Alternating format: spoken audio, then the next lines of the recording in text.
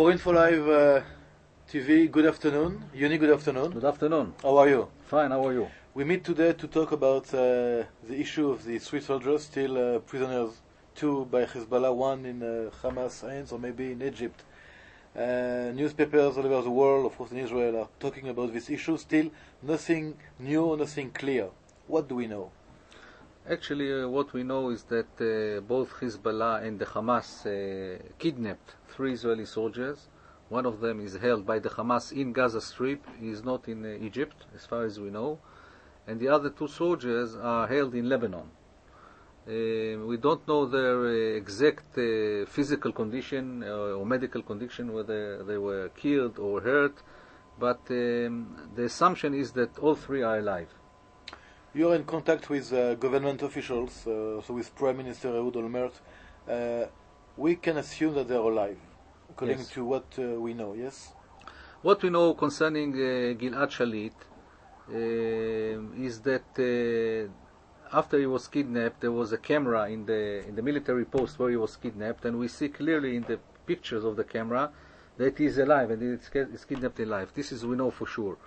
But he might be injured because we found some blood stains in the place where he was kidnapped. Concerning the other 2 soldiers that were abducted by Hezbollah, we don't know exactly what is the physical condition, but from different reports in Lebanon, we also can assume that they are alive. What is now in this game of I would say negotiations, what is the main interest of Hezbollah to keep this issue still unclear?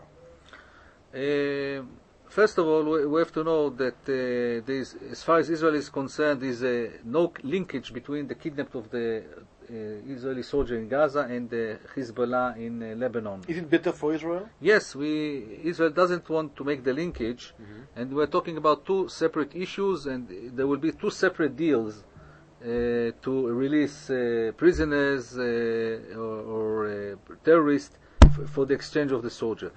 The Hezbollah is trying to keep, also the Hamas are trying to keep the picture very vague because they want to gain more profits by supplying the information and getting something in return for the information. So they are trying to increase their bargaining power. This is why they're not giving any details about the soldier. Let's not try to make some clarifications for viewers of InfoLive.tv all over the world. What does Hezbollah want? What does Hamas want? What Israel is ready to give for the time being for those 3 soldiers' release? Okay, Hezbollah, they want the release of all Lebanese prisoners in Israel. How many? We're talking about 3 pure Lebanese and 20 other Palestinians who have Lebanese identity card. So we're talking about 25, 26 Lebanese prisoners. Of course, the most dangerous one is Samir Kuntar. Who is Samir Kuntar? Samir is a Druze, a Lebanese Druze, who participated in the massacre of Haran family in Nahariya, and he is imprisoned for life. He got a life sentence, and of course Israel is refusing to let him go. To my knowledge, it is only Druze prisoner from Lebanon in Israel, correct? Exactly. As for the Hamas, they want the release of a few hundred Palestinians, prisoners, yes, who are held in an Israeli prison. We're talking about women prisoners and juvenile prisoners. This is the priority, and of course they want us to release also some very heavy terrorists who were convicted for life sentence, such as Marwan Barghouti, who is one of the Fatah activists, is the head of the Fatah in the West Bank. He is convicted for life, 5 life sentences for killing Israelis. They want him to be released, and they also want Ahmad Saada to be released. He is from the Popular Front, the General Secretary of the Popular Front, who is actually responsible for the assassination of Rehavam Ze'evi Gandhi, the ex-Israeli minister. No, between the Israeli side and the Palestinian side, on the Lebanese side, what are the countries, the states involved in the negotiation process? As far as the deal between Israel and the Hamas, Egypt is the main mediator, and of course the PA, we're talking about the Fatah, Abu Mazen and Dahlan, are trying to help to solve the problem. As for Israel and Lebanon, or Israel and the Hezbollah, Germany is the one who is mediating between Israel and the Hezbollah. What can we expect from the north, for Regev and Goldwasser, in the next weeks, if we assume that maybe the UNIFIL will be deployed in the south, or maybe there will be time for trying to I would say to make the situation a little bit less tense in the north? Can it influence the release of the 2 soldiers? Yes, you have to forget the whole war started because of this kidnapping of the 2 soldiers. The whole war in Lebanon, and the Hezbollah is interested to gain some profits, because there is a lot of pressure in Lebanon from the Shiites on Hezbollah to bring the Lebanese back home. So I think Sheikh Nasrallah will make a quick deal with Israel, quick negotiations, in order to gain some profits and to improve his image among the Shiites. This is, I think, we can expect something in a few coming weeks. You have to remember also that Israel is holding to a lot of bodies of Hezbollah terrorists who were killed. How many? A few dozens. Okay. A few dozens of bodies, and this will also be part of the deal, and Hezbollah is interested to solve this problem. Nasrallah is still strong in Lebanon? Yes, definitely still strong, because, as you know, there is an argument about the results of the war.